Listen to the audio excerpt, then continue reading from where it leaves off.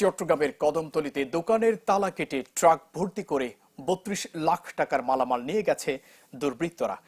মঙ্গলবার ভোররাত ৪টার দিকে জারিয়া এন্টারপ্রাইজ নামে একটি দোকানে দুর্ধর্ষই চুরির ঘটনা ঘটে।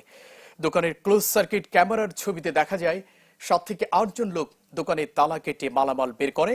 এসব মালামাল নেয়ার জন্য ট্রাক নিয়ে আসে দুর্বৃত্তরা।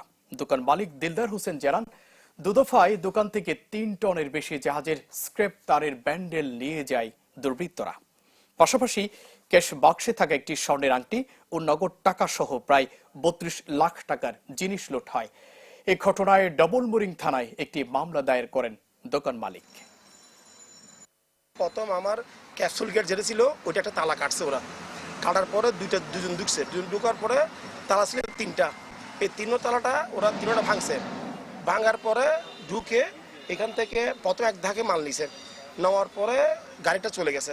যাওয়ার পরে তার দেখছে আবার এখান থেকে মাল সবগুলো এখানে রাখছে। গাড়ি যখন আবার আসছে এই তখন মালগুলো আবার তুলে এর মধ্যে চলে গেছে জিনিসটা। অনেক মাল আমার নাই, প্রায় ৩ টন ৩২ কেজির মতন মাল আমার এখান থেকে চলে গেছে জিনিসটা। উৎসবের খুশি হবে নগদে বেশি, কারণ ঘন্টায় ঘন্টায় আছে গিফট জেতার সুযোগ।